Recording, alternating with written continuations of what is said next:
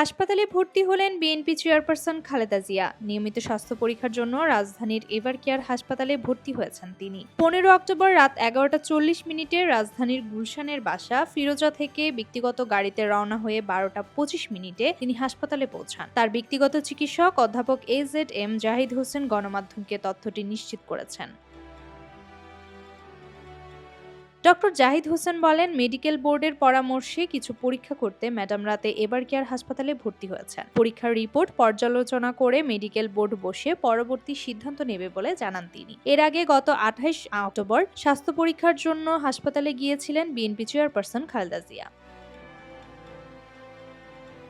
প্রায় ৮০ বছর বয়সী খালেদা জিয়া দীর্ঘদিন ধরে লিভার সিরোসিস, কিডনি জটিলতা, হৃদরোগ, ডায়াবেটিস, আর্থ্রাইটিস সহ নানা শারীরিক অসুস্থতায় ভুগেছেন। গত ৮ জানুয়ারি উন্নত চিকিৎসার জন্য যুক্তরাজ্যের লন্ডনে যান খালেদা জিয়া। লন্ডনে ক্লিনিকে টানা ১৭ দিন চিকিৎসার পর ২৫ জানুয়ারি তিনি তার ছেলে তারেক রহমানের বাসায় বিশেষজ্ঞ চিকিৎসক অধ্যাপক পেট্রিক কেনেডি ও অধ্যাপক জেনিফার ক্রসের তত্ত্বাবধানে চিকিৎসা নেন।